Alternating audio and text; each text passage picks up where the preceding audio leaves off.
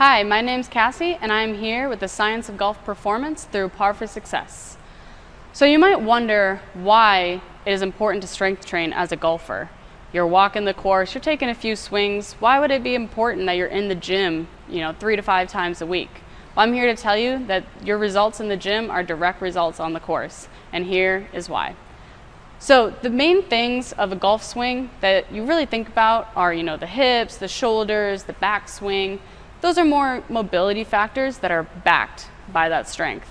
So if you're super mobile, but you have no strength, you're not gonna get your speed up. And vice versa. If you're super strong, but super immobile, good luck. So I'm gonna be talking about the top 4 things that you should start to strength train to increase not only your club head speed, but your distance on the course. So first thing I'm gonna be talking about is the upper body.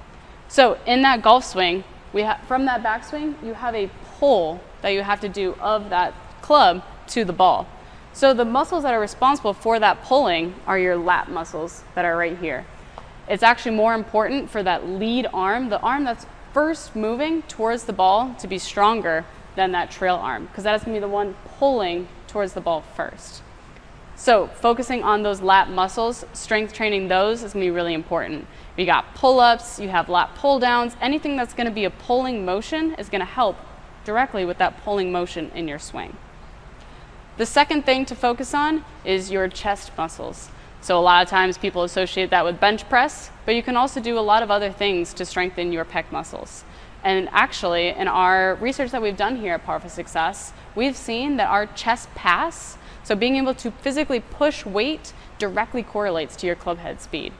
So to do that, like I said, bench press is a great option. You can also do some resistant band or cable exercise, such as a single arm pull, anything focusing on that pushing aspect. But another thing too is that is a dynamic swing, that's a dynamic movement. So we want those muscles to be dynamic.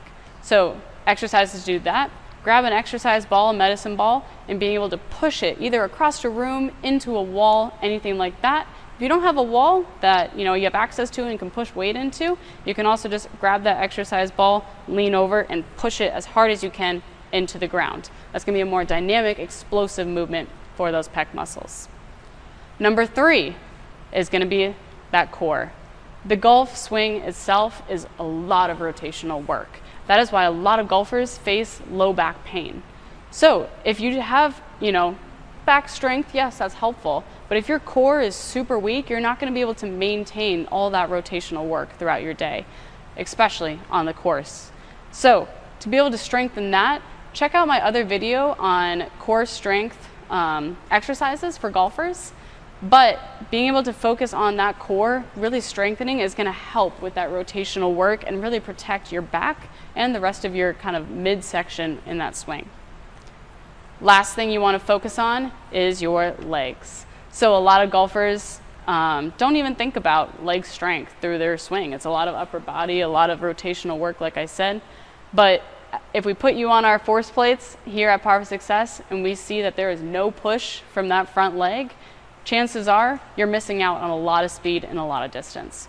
So to be able to push, especially off that lead leg, that leg that is in the front, is going to be really, really important in your swing. That's that vertical force pushing through the ground to generate power into the ball. So things like squats, things like deadlifts, and a lot of single leg work. So once you're strong enough to do squats, some lunges, things like that, start to kind of mix it up. Do some single leg power work. That could be something like speed skaters, going side to side off one leg, pushing into the other leg. It could be a split stance squat, pushing off of that single leg in the front. That's going to directly correlate to that swing so that you can have that force from there. If you're kind of curious where you're at strength and mobility wise, make sure to check out in our description below. We have an at-home assessment. Through that assessment, you can kind of see where you're at. And then when you come on in to Par for Success, we can do a full evaluation for you and see exactly what we suggest for you to strengthen, what your weaknesses are, and where to go from there. So once again, top 4 things to think about as you start your fitness journey and strength training for golf. You got your lats, that pulling motion, anything pulling. You got pushing, that's going to be your pec muscles, anything pushing. You've got a lot of core work, a lot of rotational work there. And then last but not least, you got your legs, being able to push through the ground.